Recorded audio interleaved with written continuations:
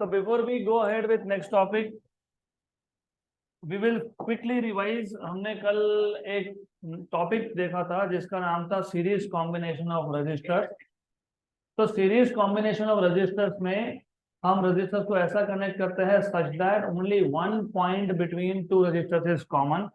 For example, suppose मेरे पास एक register है, let us say we have registers, और ये जो रजिस्टर्स है इसको हमने ऐसा कनेक्ट किया है कि इन सब में किसी भी दो रजिस्टर में एक ही पॉइंट कॉमन है। तो R1 और R2 में एक पॉइंट कॉमन है, R2 और R3 में एक ही पॉइंट कॉमन है। तो when registers are connected in such a way that only one point is common between two registers, then such a combination is said to be series combination. In case of series combination, current through all the registers is same, but potential drop is different. तो अगर हमारे पास एक battery है जिसका voltage V है, let us say we have a battery, इसका voltage मतलब इसका पोटेंशियल डिफरेंस ये था V प्लस माइनस। तो पहले रजिस्टर के अक्रॉस ड्रॉप हो गया V1, दूसरे के अक्रॉस ड्रॉप हो गया V2 और तीसरे के अक्रॉस ड्रॉप हो गया V3। तो टोटल ड्रॉप क्या आएगा? V1 plus V2 plus V3, this is equal to V। हमने कल से दो रजिस्टर्स के लिए सॉल्व किया था, आज जानबूझ के मैंने तीसरा ऐड किया सो दैट यू अंडरस्टैंड कि 3 हो, 4 हो, 5 हो, 2 हो, तो डेरिवेशन का प्रोसेस सेम है।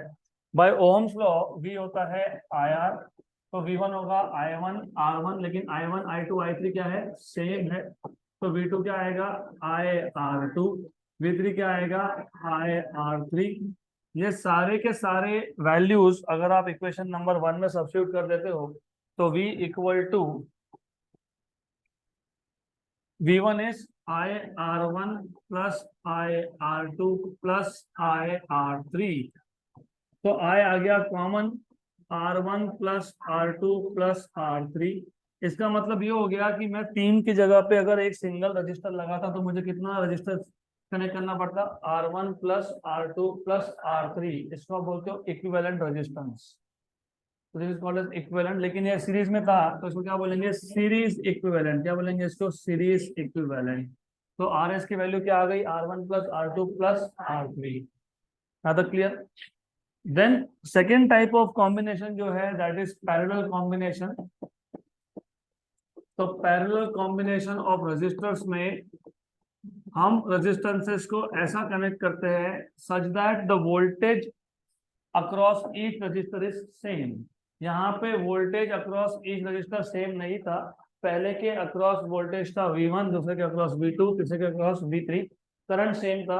लेकिन अगर हमने पैरेलल में कनेक्ट कर लिया तो when you connect in parallel तो उस केस में क्या होता है? Current is different but voltages across each is same. हम यहाँ पे फिलहाल दो रजिस्टर से ही स्टार्ट करेंगे, जैसे पिछले केस में दो ही रजिस्टर्स लिए थे तो यहाँ पे भी दो ही लेंगे। पहले पूरा समझ लो, फिर बाद में पॉइंट बाय पॉइंट वापस देख लेंगे। तो point number 1, when resistors are connected in such a way that the voltage across each resistor is same, then such a combination is said to be parallel। वहां पे आपने बोला था when current is same, यहाँ पे आप बोल रहे हो when voltage is same। और आपने वहां पे बोला था if there is only one point common between two resistors। यहाँ पे सारे के सारे resistors, all the resistors are connected between same two electrical points। what is the meaning of same two electrical point? imagine हमारे पास यहाँ पे एक battery थी, बैटरी मतलब सेल था, उसका पोटेंशियल ड्रॉप वोल्टेज फिलहाल मैं लेता हूँ V, तो इसका वोल्टेज कितना है? V। ये बैटरी का एक पॉइंट है A, ये बैटरी का दूसरा पॉइंट है B। क्योंकि देखो ये बैटरी से आ रहा है, सेल से आ रहा है, सेल के पॉजिटिव से आया A, सेल के नेगेटिव से आया B। अगर मैंने पहले रजिस्टर को A और B में कनेक्ट कर दिया तो दूसरे रजिस्टर को भी मैं किस में कनेक्ट कर रहा हूँ? A और B में। तो इसलिए हम ऐसा बोलते हैं if all the resistors are connected between two same electrical points, क्योंकि ये A इलेक्ट्रिकल पॉइंट है, वो B इलेक्ट्रिकल पॉइंट है, और दोनों सारे के सारे register, hello I am teaching here, हाँ, तो सारे के सारे रजिस्टर 2 हो, 3 हो, 4 हो, 5 हो, 10 हो, जितने भी हो, वो सारे के सारे सेम इलेक्ट्रिकल पॉइंट्स में कनेक्टेड हो, अगर हो उसको क्या बोलते हो? Parallel combination. तो सीरीज कॉम्बिनेशन डिफाइन करने के दो तरीके हैं, पैरेलल के भी दो तरीके हैं। पहला है सीरीज कॉम्बिनेशन का current should be same if all the resistors are connected in such a way that the current through each resistor is same is called as series combination. या फिर if resistors are connected in such a way that there is only one common point. वैसे यहाँ पे भी दो तरीके हैं, तो लिख ही देता हूं मैं, पहले बता दो। If resistors are connected in such a way that the potential drop, मतलब voltages are same across each resistor. So if the just a minute. So anyways, if all the resistors are connected in such a way that potential drop across each is same. If all the resistors are connected in such a way that क्या था, that the potential drop मतलब potential difference across each resistor is same,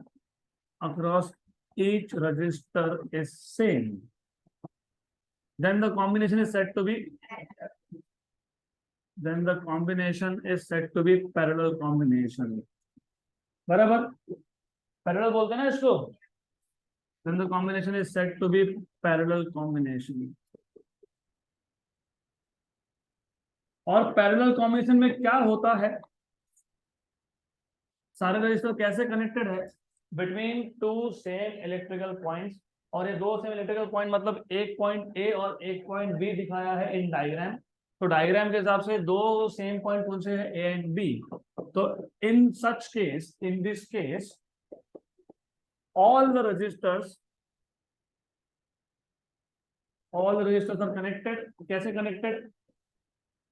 connected are connected between two same कौन से points थे, electrical points थे। अब और क्या बता सकते हैं, पोटेंशियल ड्रॉप तो सेम है लेकिन करंट क्या है, डिफरेंट। तो current through each resistance is different. और एग्जाम में इतना ही लिखा तो भी चलता है, current through each resistor is different. तो जैसे पिछले केस में एक इक्वेशन बना था V equal to V1 plus V2, इस केस में एक इक्वेशन बनेगा I equal to I1 plus I2। लेकिन ये I1 I2 क्या है, सेल ने जितना करंट सप्लाई किया टोटल करंट था I। फिर ये जो पॉइंट है, बाय द वे 12वीं में सीखोगे, ये ए और बी को जंक्शन पॉइंट बोलते हैं। जंक्शन मतलब हमारे यहाँ पे भी जंक्शन होता है ना, ये चौक, इसको जंक्शन बोलते हैं। क्यों, क्योंकि यहाँ पे ट्रैफिक अलग अलग डायरेक्शन में जाता है, अलग अलग डायरेक्शन से आता है। तो वैसे ही ऐसे ऐसे पॉइंट सर्किट में भी होते हैं जहाँ पे करंट अलग अलग डायरेक्शन से आ भी सकता है और अलग अलग डायरेक्शन में जा भी सकता है। मतलब जिस पॉइंट पे करंट स्प्लिट होता है उसको क्या बोलते हो, जंक्शन पॉइंट। और 12th के करंट इलेक्ट्रिसिटी में जंक्शन पॉइंट लगने वाले हैं हमको बहुत सारे, क्योंकि सर्किट का एनालिसिस में वो जरूरत पड़ेगी। तो ए और बी पॉइंट क्या हो गए, जंक्शन पॉइंट। तो टोटल करंट आए ए पे आया, अब इसको दो रास्ते हैं, एक ऊपर एक नीचे। तो R1 से कितना गया, I1, और यहां से कितना गया, I2। तो टोटल करंट का क्या हो गया, I1 प्लस I। तो I1 plus I2 equation number 1 correct. तीसरा होता तो प्लस I3, चौथा होता तो प्लस I4। तो जंक्शन पॉइंट पे क्या होता है, करंट का स्प्लिटिंग होता है, या तो करंट कंबाइन होते हैं, दैट इज इंपॉर्टेंट थिंग, तो याद रखना। वैसे अब ये करंट I1 R1 से पास होके इधर आ गया, और ये I1 और I2 दोनों वापस से कंबाइन होके क्या बन गए, I बन गए। But if you remember ohm's law, V1 equal to I1 R1, तो यहां से I1 कितना आ गया, V1 बाय, और V2 equal to I2 R2, तो यहां से I2 कितना आ गया, V2 बाय। लेकिन अगर आपको याद होगा V1 equal to V2 equal to V, क्योंकि जितना बैटरी का वोल्टेज है उतना ही R1 और R2 के अक्रॉस भी है। तो ये V1 के यहाँ पे क्या लिखोगे, V, और V2 यहाँ पे क्या लिखोगे, V। तो I1 is V by R1 and I2 is V by R2। ये इक्वेशन नंबर 2 कहाँ सब्स्टिट्यूट करोगे? 1 में। Therefore from equation number 1 and 2, left hand side था I, राइट हैंड साइड था I1, लेकिन I1 कौन है? I2 कौन है? तो I equal to V common, बस इस V को अगर मैं शिफ्ट कर लेता हूं तो I by V equal to 1 by, लेकिन अगर आपको ओम्स लॉ पता है V equal to I R, कौन सा R? अगर मैं दोनों रजिस्टर निकाल देता तो मैं सिंगल रजिस्टर लगाता, उसका नाम क्या था? इक्विवेलेंट। और ये कौन सा कॉम्बिनेशन है? तो यहाँ पे आरपी। तो यहां से अगर आप देखोगे V को शिफ्ट कर दो तो I बाई V, आरपी को शिफ्ट कर दो तो I बाई V कौन है? 1 बाय आरपी है। तो इक्वेशन नंबर 3 का जो लेफ्ट हैंड साइड है I बाई V, वो एक्चुअली इक्वेशन नंबर 4 से देखोगे तो कौन है? 1 upon RP. Therefore from equation number 3 and 4, equation number 3 का left hand side I by V था, इसका I by V equal to क्या है? 1 अपॉन आरपी है। तो ये I बाई V सब्स्टिट्यूट कर दो तो क्या मिल गया? Plus 1 bye R2। सीरीज में क्या था? R1 प्लस R2, यहाँ पे कितना है? 1 bye R1 plus 1 bye, series में अगर n रेजिस्टेंस थे तो R1 plus R2 plus R3 up to Rn। यहाँ पे अगर n रजिस्टर्स हुए, for n resistors you have 1 by Rp equal to 1 by R1 plus 1 by R2 plus 1 by R3 plus up to Rn। Now that's clear? So this is all about parallel combination। बहुत simple है और आगे जाके बहुत ही काम में आएगा। तो बेसिक आइडियाज ही याद रखना। प्रॉब्लम क्या होता है ना, आप लोगों को फिजिक्स लिखने नहीं आता है, I have been checking your paper, लेकिन दिक्कत क्या है कि आप रटने की कोशिश करते हो, जो are not suppose to memorize. कितना सिंपल था, कैसे डिफाइन करोगे? जब एक ही पॉइंट कॉमन हो तो सीरीज कॉम्बिनेशन, मतलब जब करंट सेम हो सब में तो सीरीज कॉम्बिनेशन। ऐसा इक्वेशन बनाते जाओ, सॉल्व करते जाओ, हो गया, done. This is how you are suppose to write. अब अगला जो टॉपिक है that is called as resistivity. और इस रेजिस्टिविटी का एक इक्वेशन हमने पहले भी डिराइव किया है, याद है? m upon n e square tau. भूल गए? Physical origin of ohm's law. तो ठीक है, अब वो नहीं आता तो रिवाइज कर लेना।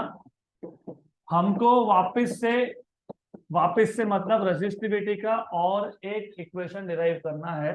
इस रेजिस्टिविटी का और एक नाम भी है, स्पेसिफिक रेजिस्टेंस। क्या बोलते हैं इसको? Specific resistance. तो रेजिस्टिविटी का एक इक्वेशन हमने पहले डिराइव किया है, एक इक्वेशन अभी हम डिराइव करेंगे। तो बिफोर वी डिराइव दिस, ये भी बहुत सिंपल टॉपिक है। अब इतना सिंपल है कि तुम भी मेरे को बता दोगे, क्योंकि तुम बताओगे। पहले तो मुझे ये बताओ, रेजिस्टेंस का कॉन्सेप्ट आया कहां से? रेजिस्टेंस क्यों होता है?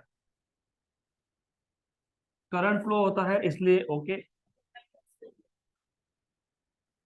डू यू रिमेम्बर सॉलिड के अंदर का इंटरनल स्ट्रक्चर क्या था? याद है क्या था? हाँ, पीरियोडिक था, वेल ऑर्गेनाइज था। तो ये सारे के सारे ये कौन थे? ये थे पॉजिटिव आयोन्स। कौन थे ये? और ये पॉजिटिव आयोन्स ये मोबाइल चार्जेस होते हैं कि इमोबाइल होते हैं? इमोबाइल, क्योंकि ये मूव नहीं हो सकते ना। मूव होते हैं कि ये? तो फिर मूव नहीं होते तो क्या करते हैं? वाइब्रेट। अपनी जगह पे क्या होते हैं? ये वाइब्रेट होते हैं। करेक्ट। नाउ इमेजिन मैंने यहाँ पे एक सेल कनेक्ट करके रखा है, और जब आप सेल कनेक्ट करके रखते हो तो इलेक्ट्रॉन्स का मोशन जो होता है उसको क्या नाम दिया था? कौन सा मोशन था वो? ड्रिफ्ट मोशन था। कौन सा था वो? ड्रिफ्ट मोशन था। तो रैंडम मोशन के साथ साथ क्या था? ड्रिफ्ट था। मतलब ये जो इलेक्ट्रॉन्स थे, डेफिनेटली मुझे यहाँ पे बैटरी दिखानी चाहिए तो मैं बैटरी दिखा देता हूँ। ये प्लस टर्मिनल है, ये माइनस टर्मिनल है। तो ये पॉजिटिव है, ये नेगेटिव है। इलेक्ट्रॉन्स ड्रिफ्ट तो होंगे ही, मतलब रैंडम मोशन से कोलाइड भी होंगे। तो कोलिजन भी हो रहा है, लेकिन कोलाइड होते होते होते होते होते फाइनली कहाँ जा रहे हैं? Positive terminal. अगर ये आयोन्स नहीं होते तो इसको दिक्कत होती क्या जाने में? नहीं, मतलब रेजिस्टेंस हो क्या? नहीं, अगर ये आयोन्स नहीं तो सीधा जाता, राइट, करेक्ट। तो फिर रेजिस्टेंस क्यों आया? Because of collision with ions. इस आयोन्स का नाम था कोर, इसको कोर भी बोलते हैं। तो रिमेंबर, एक चीज हमेशा दिमाग में फिट कर लो, basic concept, resistance is the opposition to the flow of current. क्यों हुआ? Because of collision. किसका कोलिजन? इलेक्ट्रॉन्स का। किसके साथ? आयोन्स के साथ। सही है। अगर अगर नंबर ऑफ आयोन्स बढ़ गए तो कोलिजन बढ़ेगा क्या? मतलब कोलिजन बढ़ेगा मतलब रेजिस्टेंस बढ़ेगा क्या? yes. अब इमेजिन करो, इमेजिन मेरे पास ये जो कंडक्टर है, मेरे पास ये जो कंडक्टर है, इसका लेंथ मैं कर देता हूं डबल, इसका लेंथ मैं बढ़ा देता हूं, तो रेजिस्टेंस बढ़ेगा कि कम होगा? तो it is seen that resistance is directly proportional to length of the conductor. बराबर? क्लियर? क्यों? क्योंकि लेंथ बढ़ने से नंबर ऑफ कोलिजन्स बढ़ गए। अब इमेजिन मैं इसका वायर का एरिया ऑफ क्रॉस सेक्शन बढ़ा देता हूं। क्रॉस सेक्शन बढ़ाना मतलब थिक कर देना। अगर हम इसको थिक कर देंगे, वायर को थिक कर देंगे, तो उससे क्या होगा? वेट वेट, थोड़ा सा सोचना पड़ेगा आपको। वायर को थिक करने का मतलब क्या है? वायर को थिक करने का मतलब ये है कि आयोन्स जो थे, पॉजिटिव आयोन्स, इनका डिस्टेंस बढ़ जाना। इसका डिस्टेंस बढ़ेगा तो कोलिजन्स कम होंगे कि बढ़ेंगे? कम होंगे। मतलब resistance is inversely proportional to area. अब इन दोनों कंबाइन कर दो, resistance is proportional to L by A. तो अगर आपको प्रोपोर्शनलिटी का साइन हटाना है तो क्या लिखते हो? और एग्जैक्टली वो कांस्टेंट होता है रेजिस्टिविटी या फिर स्पेसिफिक रेजिस्टेंस। तो resistivity is equal to, sorry, resistance equal to rho. Rho क्या है? Constant of proportionality. ये जो कांस्टेंट ऑफ प्रोपोर्शनलिटी, इसको क्या बोलते हो? रेजिस्टिविटी या फिर स्पेसिफिक रेजिस्टेंस।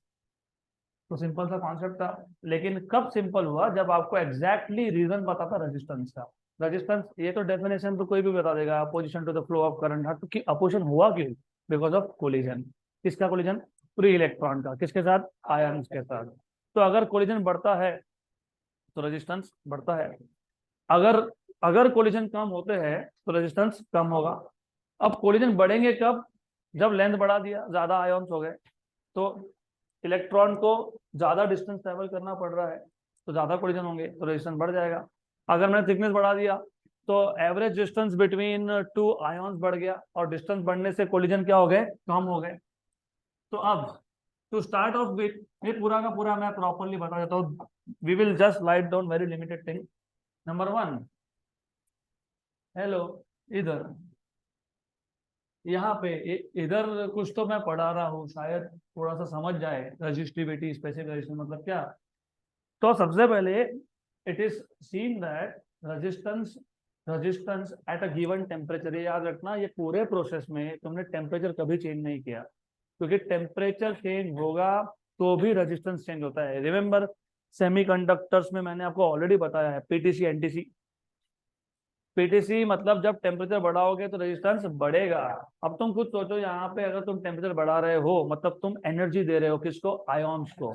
तो जो आयोन पहले स्लो वाइब्रेट होता था, अभी क्या होगा? तो कोलिजन बढ़ेगा कि कम होगा?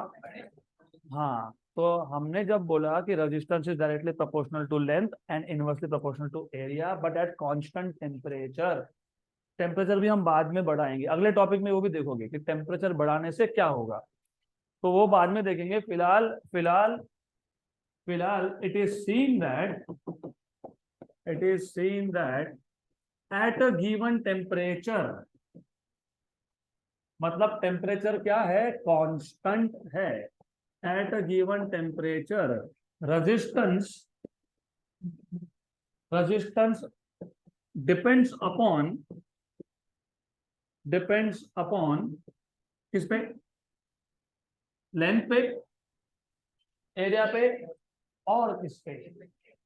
Nature of material. टेम्परेचर तो कांस्टेंट कर दिया ना तुमने, तो कॉपर के लिए और आयन के लिए सेम होगा क्या? नहीं, तो वो मटेरियल टू मटेरियल भी डिपेंड करता है. So it is seen that at a given temperature resistance depends on nature of material of conductor. मतलब कॉपर यूज कर रहे हो कि आयन यूज कर रहे हो कि कोई और कंडक्टिंग मटेरियल सिल्वर यूज कर रहे हो, उसके ऊपर डिपेंड करेगा. और लेंथ और area of cross section, area of cross section. Then it is seen that, अभी तो सिर्फ हमने मेंशन किया कि लेंथ पे डिपेंड करता है, एरिया पे डिपेंड करता है, लेकिन कैसे डिपेंड करता है? लेंथ, लेंथ के साथ क्या रिलेशन है? Directly proportional. एरिया के साथ क्या रिलेशन है? Inversely proportional. So it is found that, it is found that resistance is number one directly proportional to the length, directly proportional to the length, मतलब proportional to L है, therefore resistance is proportional to L. Number two, inversely proportional, inversely proportional to area. कौन सा area? area of cross section. Therefore R is proportional to 1 by A. Therefore दोनों को combine कर दिया तो R is proportional to L by A.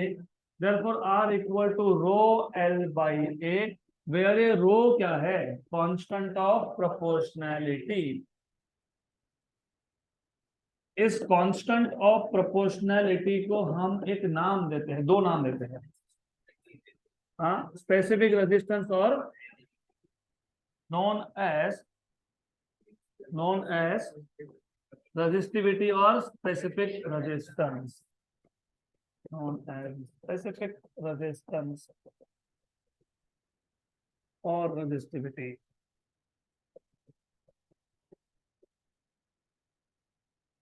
अब जब जब नया फिजिकल पैरामीटर हो, ये नया है, यस, तब तब उसके डायमेंशंस और यूनिट्स फाइंड करने चाहिए. तो rho will be RA by L. So therefore SI unit of rho is, resistance किसमें आता है? एरिया किसमें होता है? और ये किसमें आता है? तो ओहम मीटर. यहाँ तक क्लियर? हाँ, बराबर है, ओहम मीटर है. अब एक और चीज थी, कंडक्टिविटी. वो क्या होता है? Reciprocal of.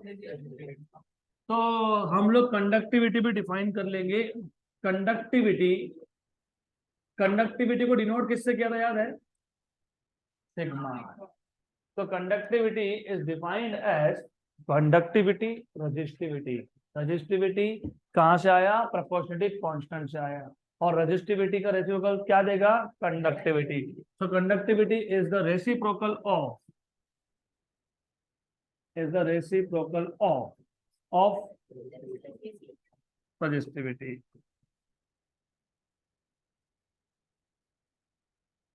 So therefore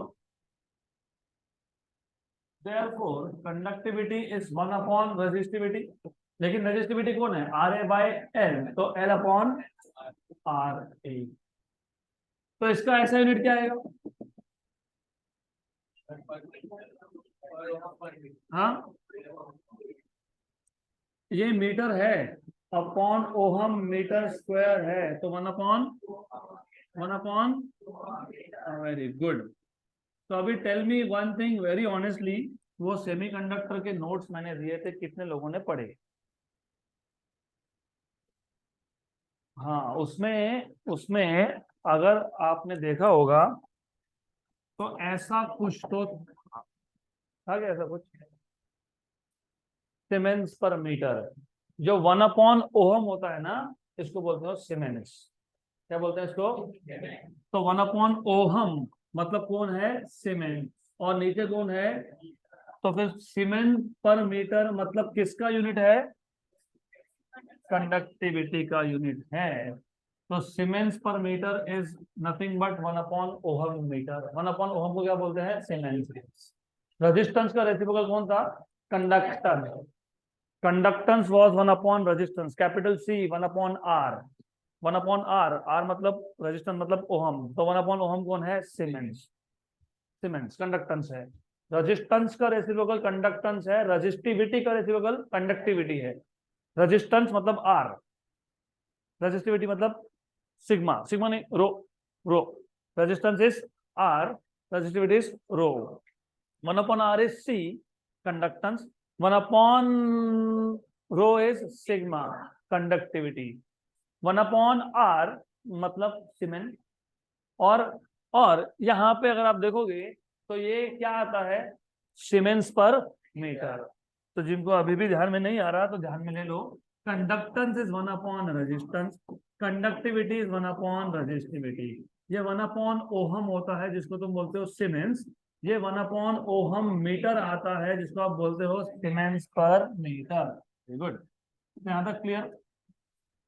तो आई एक्सपेक्ट कि अभी आपको सीरीज कॉम्बिनेशन, पैरेलल कॉम्बिनेशन और रेजिस्टिविटी तीनों अच्छे से समझा है। So now it is time for us to solve some numericals. Again, all of you will get sufficient time to take out your notebooks to write down. इसके लिए जब तक मैं ये खत्म नहीं करता हूँ, किसी ने भी कुछ भी अपने बैग से बाहर निकालना नहीं है। एग्जाम्पल 11.5, सबका ध्यान यहाँ पे। May I have your kind attention please. सुना, ऐसा अनाउंसमेंट होता रहता है बार बार, मेरे को ही बोलना पड़ेगा। Lakshya Asudiya, calculate number 1 total resistance, number 2 total current in the following circuit.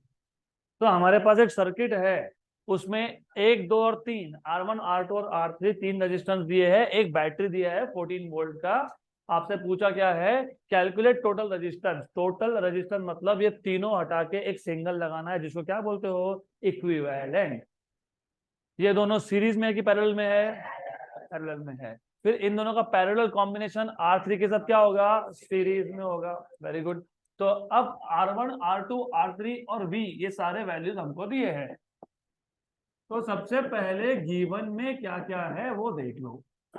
Given में क्या क्या था? R1 3 था,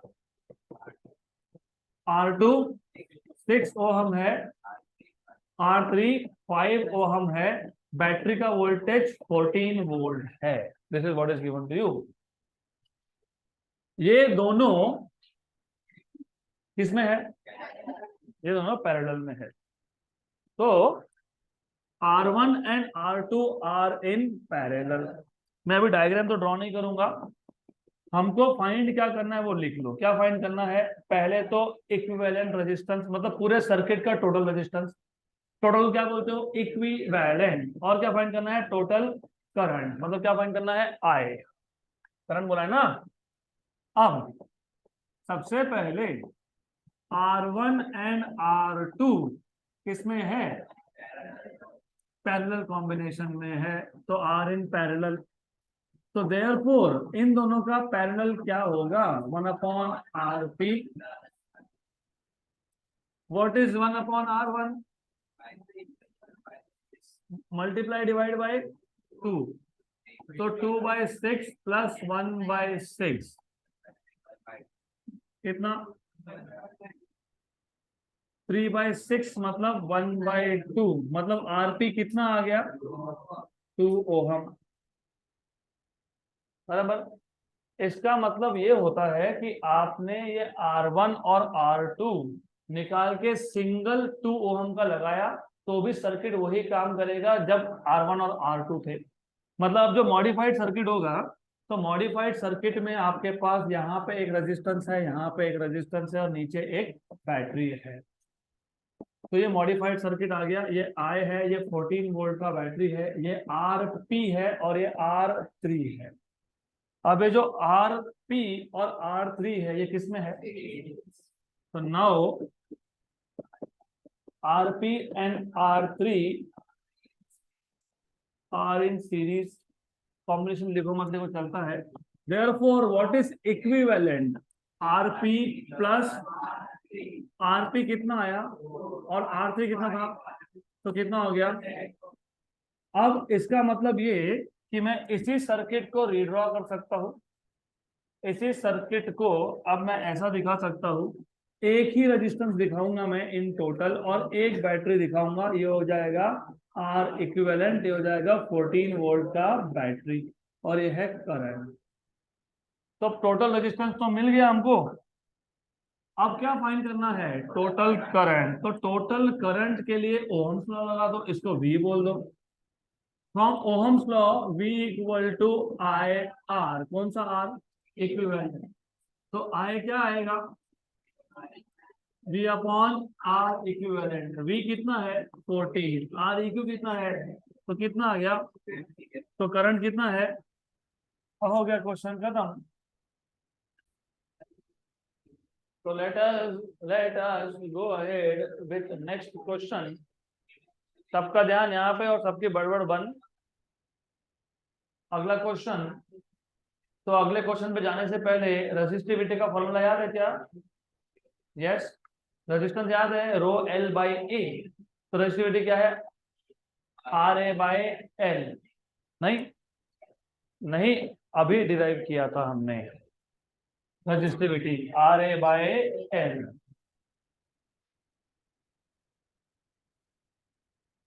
calculate calculate resistance per metre. Resistance per metre मतलब resistance upon length at room temperature of a constantan alloy. Constantan एक material का नाम है, with not constant time, it is constantan. Constantan नाम का एक mixture होता है, अलॉय मतलब mixture of two different metals. उसका डायमीटर दिया है आपको, डायमीटर से क्या मिल जाएगा? रेडियस, रेडियस से क्या मिल जाएगा? एरिया। रेजिस्टिविटी दिया है कितना? 5 इंटू 10⁻⁻⁷ ओहम मीटर। तो अच्छे से वापस एक बार क्वेश्चन को समझ लो। हमारे पास क्या क्या दिया है हमको? डायामीटर दिया है, वहां से क्या मिलेगा? रेडियस मिलेगा, वहां से क्या मिलेगा? एरिया मिलेगा। और क्या दिया है? रेजिस्टिविटी दिया है। और पूछा क्या है? Resistance per metre. तो गिवन पैरामीटर में पहले जो दिया है वो देख लो। डायमीटर कितना है? 1.25 mm। डायमीटर ही बोला है ना। रेडियस क्या होता है? इसका हाफ होता है। तो कितना होगा? 0.625 mm। mm मतलब 10⁻³ मीटर। अब एक काम करो, इसको 6.25 लिख दो तो 10⁻⁻⁴ मीटर हो गया। करेक्ट, बराबर है। बता दो डेसिमल कैसे शिफ्ट हुआ? हंस रहे हो? डेसिमल शिफ्ट करना पूछा तो आएगा नहीं तुमको। बताओ डेसिमल कैसे शिफ्ट हुआ? नहीं आएगा, पता है मेरे को नहीं आएगा। एरिया कैसे फाइंड करते हो? Pi R square. तो A equal to pi R square. Pi की वैल्यू 3.14 सबको पता ही है। 6.25 इंटू 10⁻⁻⁴ का स्क्वायर। 6.25 का स्क्वायर, 6 का स्क्वायर 36 है ना। तो 36 और आपको पता होना चाहिए 6.5 का स्क्वायर 40.25। तो 36 और 40.25 के बीच में आएगा 6.25 का स्क्वायर। स्क्वायर कैसे फाइंड करते हो? लॉग बुक में होता है। मैं फिलहाल लॉग बुक तो नहीं यूज करूंगा, मैं 6.25 का डायरेक्टली करूंगा स्क्वायर। 39.0625। 39.0625 10⁻⁻⁴ का स्क्वायर कितना है? 10⁻⁻8। ये क्या आ गया? एरिया आ गया। फिलहाल पाई को पाई ही रखो, बाद में देखते हैं। अब वैसे अगर पाई की वैल्यू लिखनी है, कितनी वैल्यू है? और ये 39 पॉइंट, एक काम करो, लिसन, ये इसको 40 मान लो, इसको 3 मान लो। इसको 40 मान लिया, इसको 3 मान लिया। 120 120 इंटू 10⁻⁻⁸। अगर आप देखोगे तो रफली रफली यही वैल्यू मिलेगी आपको। 39.0625 को किससे मल्टीप्लाई किया तुमने? 3.14। 122.65625। तो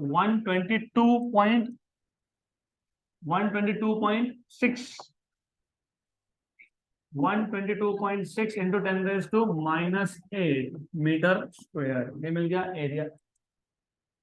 और आपको क्या दिया है? और आपको दिया है रेजिस्टिविटी कितनी वैल्यू है 5 इंटू 10⁻⁻⁷ ओहम मीटर। फाइंड क्या करना है, resistance, resistance per unit length मतलब R अपॉन L। अब क्योंकि यहाँ पे इस क्वेश्चन में रेजिस्टिविटी कहीं तो मेंशन किया था, तो फॉर्मूला कौन सा यूज होगा, रेजिस्टिविटी का। नहीं याद हो तो कोई प्रॉब्लम नहीं है, resistance is directly proportional to length upon area. मतलब resistance equal to resistivity length upon area, मतलब resistance upon length is resistivity upon area, rho upon A. तो simple R by L equal to rho by A. Rho कितना है 5 into 10⁻⁻⁷, ए कितना आया 122.6 into 10⁻⁻8। Good, clear है यहाँ तक। अब ये 5 अपॉन लगभग लगभग 125 है। What is 5 upon 125? 5 upon 125 1/25। मैंने जानबूझ के वह 25 बोला है। एक चीज याद रखना, जब भी डिनोमिनेटर में 25 आए तो न्यूमरेटर में 100 एडजस्ट कर लो, 100 क्यों, अब समझ में आ जाएगा। ये ऊपर गया +8 और 7 10। सिर्फ एक काम करना, जानबूझ के यहाँ पे 100 एडजस्ट कर लेना। 10 इंटू 10 कितना 100 बराबर। इससे क्या हो पता है, ये 100 में से पता है क्या होता है, पता है आपको 1 एंड व्हाट इज 4/10 0.4। तो आपका आंसर रफली रफली कितना होना चाहिए 0.4। अब ये तो मैंने रफली रफली बताया, एग्जैक्ट कर लेते हैं। न्यूमरेटर में कौन था 5, डिनोमिनेटर में कौन था 122 ठीक है 0.040। तो ये क्या आ गया 0.040, और ये 10⁻+8 और -7 कितना, तो कितना आ गया 0.4। तो मैंने तो यही बोला 0.4 आएगा। रेजिस्टेंस क्या है ओहम, लेंथ क्या है मीटर, तो आंसर क्या है ओहम पर मीटर। हो गया क्वेश्चन खत्म। Next question, practice problem number 1। What is the resistance of one of the rails. Rail पता है जिसपे, पता है वो रेलवे क्यों बोलते हैं, जिसपे ट्रेन चलता है ना उसको रेल्स बोलते हैं। पटरी, पटरी क्या बोलते हैं उसको, रेल। उसपे क्योंकि उसपे वो ट्रेन चलता है इसलिए उसको बोलते हैं रेलवे। जैसे गाड़ी रोड पे चलता है तो रोडवेज, जैसे गाड़ी पानी में शिप चलता है तो वाटरवेज। तो रेलवेज क्यों बोलते हैं, क्योंकि रेल होता है पटरी और वो उसपे वो ट्रेन चलेगा इसलिए उसको बोलते हैं रेल। तो what is the resistance of one of the rails. दो रेल्स होते हैं कि नहीं, दो रेल्स होते हैं कि नहीं, कि एक पे चलता है ट्रेन, दो पे चलता है। तो what is the resistance of one of the rails of a railway track 20 kilometre long.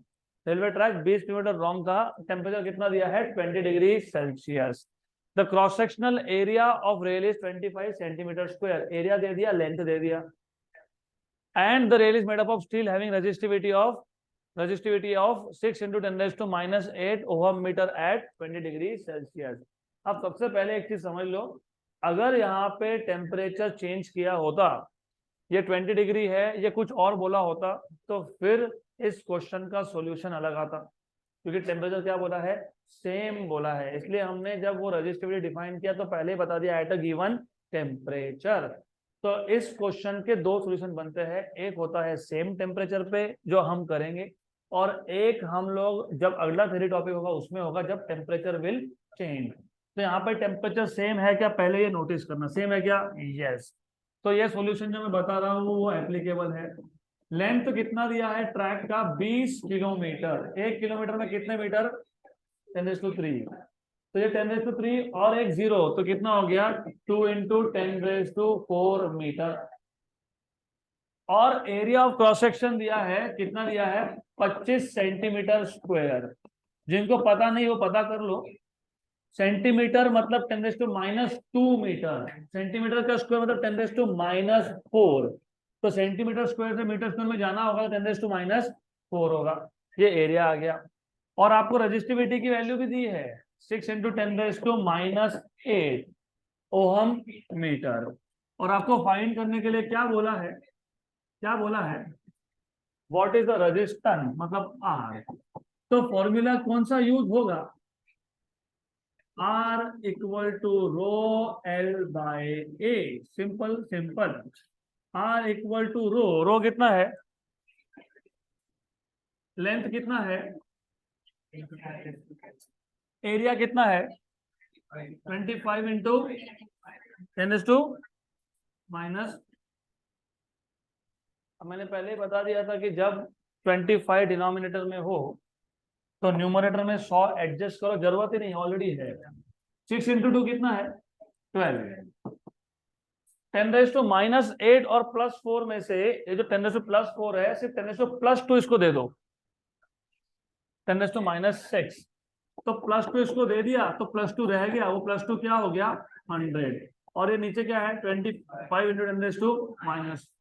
10⁻1 and 12 4 का, ये ऊपर जाएगा तो क्या होगा, 10⁻⁻2।